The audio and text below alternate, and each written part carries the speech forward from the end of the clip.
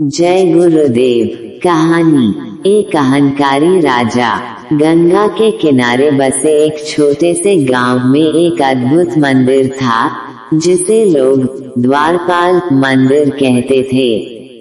इस मंदिर की खासियत ये थी कि इसके मुख्य द्वार पर एक विशाल और महाकाय द्वारपाल की मूर्ति थी, जो सदैव भक्तों की रक्षा करती थी। कहानी की शुरुआत एक साधारण ब्राह्मण परिवार से होती है, जिसमें पिता माधव और उनकी बेटी सुमन रहती थी। सुमन बहुत ही धर्मपरायण और सेवा भावी थी। उसका सबसे बड़ा सपना था कि वो मंदिर की सेवा करे और भगवान के समीप रहे। एक दिन गांव में एक साधु महात्मा आए। उन्होंने गांव के लोगों को बताया कि मंदिर का द्वारपाल असली नहीं है, बल्कि वह एक अभिशप्त राजा है, जिसे एक श्राप के कारण मूर्ति बना दिया गया है। ये सुनकर गांव में हलचल मच गई। साधु महात्मा ने ये भी बताया कि द्वारपाल को श्राप मुक्त करने का एक ही उपाय है, एक निष्कपट और पवित्र आत्मा का उसे छूना। सुमन ने ये सुनकर मन ही मन ठान लिया कि वह द्वारपाल को श्राप मुक्त करेगी। उसने साधु महात्मा से मार्गदर्शन मांगा और साधु ने उसे बताया कि इसके लिए उसे कठिन तपस्या करनी होगी।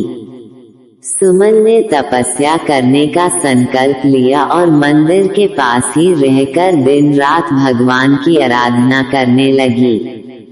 तपस्या के दौरान सुमन को अनेक कठिनाइयों का सामना करना पड़ा। गांव के लोग उसे पागल समझने लगे और कुछ ने उसका मजाक भी उड़ाया, लेकिन सुमन ने किसी की परवाह नहीं की और अपने संकल्प पर दृढ़ रही। उसके पिता माधव भी उसकी तपस्या को देखकर चिंतित हो गए, लेकिन उन्होंने अपनी बेटी के संकल्प को समर्थन दिया। दिन बीतते गए और सुमन की तपस्या और कठोर हो गई। उसने भोजन और पानी का भी त्याग कर दिया और केवल भगवान का ध्यान करने लगी।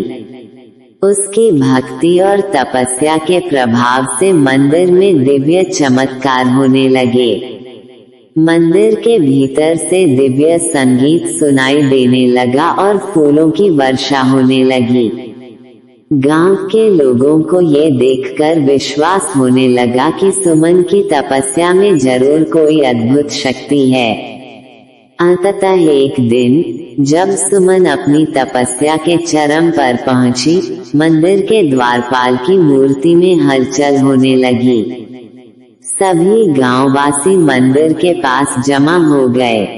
सुमन ने अपनी पूरी शक्ति और श्रद्धा से द्वारपाल की मूर्ति को छू लिया। उसी क्षण एक तेज प्रकाश फैला और द्वारपाल की मूर्ति जीवित हो उठी। वह अभिशप्त राजा अपने असली रूप में आ गया और उसने सुमन के चरणों में गिरकर धन्यवाद दिया। राजा ने गांववासियों को बताया कि वह एक समय में एक अहंकारी राजा था, जिसने अपने अहंकार के कारण एक ऋषि का अपमान किया था। ऋषि ने उसे श्राप दिया कि वह तब तक मूर्ति बना रहेगा जब तक एक निष्कपट आत्मा उसे मुक्त न कर दे। सुमन की भक्ति और तपस्या ने उसे इस श्राप से मुक्त किया। सुमन की भक्ति और सेवा भावना ने उसे गांव में एक आदर्श बना दिया। उसके कार्य ने सभी को सिखाया कि सच्ची भक्ति और समर्पण से कोई भी कठिनाई पार की जा सकती है। राजा ने अपने राज्य में लौटकर सभी को सुमन की कहानी सुनाई और उसे अपने राज्य का एक महत्वपूर्ण हिस्सा बनाया। सुमन की कहानी पीढ़ी दर पीढ़ी गांव में सुनाई जाती रही और द्वारपाल मंदिर एक पवित्र तीर्थ स्थल बन गया। लोग सुमन की तपस्या और उसकी भक्ति को याद कर भगवान के प्रति अपनी श्रद्धा को और भी मजबूत करने लगे।